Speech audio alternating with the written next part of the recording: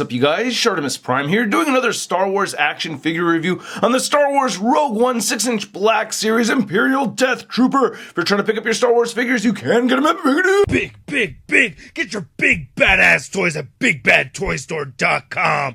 Click the link in the description below. And big thanks to X-Mania87 for making this review possible. Thanks so much for giving this to me over at New York Comic Con this year. Really appreciate it. It's actually the only figure I got on the whole trip, if you don't include that Statue of Liberty, but that's a statue. Anyway, packaging's pretty standard over here. On the side, it says Imperial Death Trooper. On the back, you get a read up. If you want to read it, go ahead and pause it now. And then on this side, it's all red, and it says Imperial Death Trooper. Alright, let's get to it and crack this thing open. And here's the Death Trooper out of the packaging, looking sick. I really like this design very, very much. I love that helmet sculpt over there. I really love the jet black going throughout most of this figure. I think it just looks really cool, especially with all these lights on here. I like the color variation as well. We get some grays, you can see like around the elbows right over there. We also get some gunmetal colors sprinkled throughout on this thing, so I think it looks really cool. For the most part, I like the articulation. I definitely have some gripes. Of course, you can already tell there's no double jointed elbows. Damn you, Hasbro, bring back the double jointed elbows. Anyway, let's take a closer look at his weapons, and then we'll take a closer look at the Imperial Death Trooper. So the figure comes with two guns, and this is the first one right over here, which looks more like a handgun with this little scope right up there. So I think that's pretty neat looking. You know, nothing too crazy impressive with it, but it looks cool and it fits into his right hand very well. Only the right hand has a trigger finger sticking out. This one looks like it kind of does, but not really. And he does have a little holster right over here for weapon storage. So I tend to have him store it just like this. I'll have, you know, this flap go up to the trigger right around there. So I think that looks pretty neat. I'm glad he could do that. He also has this much bigger blaster, which is a little warped, so I need to apply some heat to this to straighten that out. You know, a little irritating, but, you know, should be very easy to fix. And it kind of reminds me of a Stormtrooper blaster. You know, you get this little piece hanging around right over here, and then you get this little touch of orange right there on the side, and then here's looking at the other side of it. Sculpt's looking pretty good, and it does fit into his right hand as well. And this is probably the one that I've seen him holding most from the images that I've seen already, so that works out very nicely. I can't pinpoint out exactly why I like this helmet design so much, but I just think it looks really badass. I'm really happy with this. I think Hasbro did a really good job with this as well. I love the gunmetal paint that we're seeing right over here. We get some dark green right there at the bottom, looking really cool. A lot of sculpted details right there, man. I'm really digging it. We also get a gunmetal color for the lenses right over here. It has actually a touch of green in that as well. Wow, I didn't pick up on that until just now with having all these lights glaring right on it. That is really cool. Little touches of silver right there on the side. Man, I'm really digging this. That is awesome. I really like this shiny jet black too. Again, I'd already mentioned that, but I just think it's awesome. Just wanted to compare it to a regular Stormtrooper right there, so you could see where the designs, you know, where it's stemmed from a Stormtrooper. Now, I know that there's a commanding Death Trooper that has a black pauldron right over here, and I tried removing the head on this one so I could put a black pauldron from a Stormtrooper on there, but it's not working. I can't really pop the head off, so they're going to make us buy that figure separately. Anyway, looking underneath the armor and everything, you can see that we get this really dark gray right over there, a lot of sculpted lines. We also get some nice sculpted gunmetal right over there, so I think that looks really cool.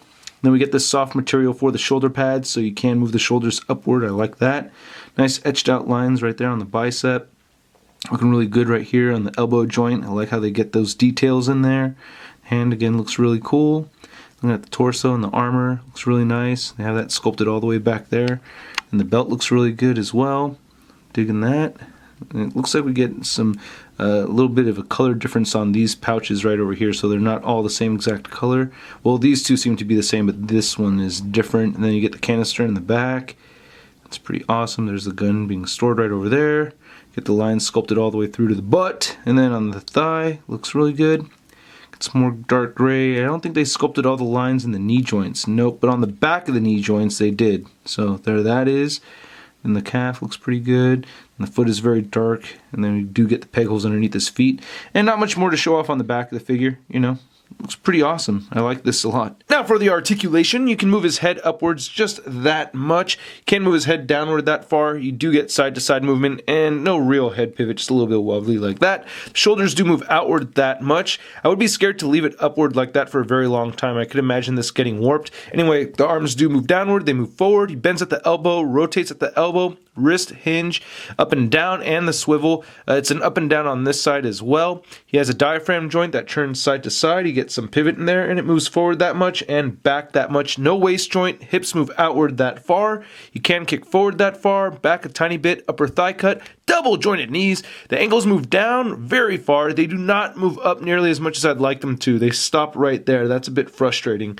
Then he does have ankle pivot. And then here's the figure at its widest stance possible, with both feet still flat on the floor. And you can see that it's not really that far outward compared to how far the legs can really go. It's just that ankle pivot gets cut off by that piece of plastic. Now to measure out this Death Trooper, you can see that he's standing at about 6.5 inches tall. And then comparing the Death Trooper to a Stormtrooper, you can see the Death Trooper's a little bit taller. Then to compare the Death Trooper to another Rogue One movie figure, we have the SDCC Jyn Erso. Then to compare the Death Trooper to a Marvel Legend, here he is next to the movie Star-Lord figure. That may be the reason why I like the helmet so much. It kind of reminds me of Star-Lord Man. And then here's the Death Trooper next to the Marvel Legends Big Time Letdown Spider-Man. Then here's the Death Trooper on a Mafex stand, looking pretty sweet. Got him in an aerial pose over here, looking pretty badass, I think. I really like this design a lot. Not only do I like the jet black going throughout all this thing, but I like how he's kind of lanky looking, you know what I mean? I don't know, it's just a different body design than I've seen from other troopers, and I think it really stands out. And I don't know if these guys are clones of each other or what. They seem to all kind of have the same proportions and everything. And I do want to army build a little bit. I think I saw 5 of them at once, so I have one extra one. I'll probably pick up 3 more,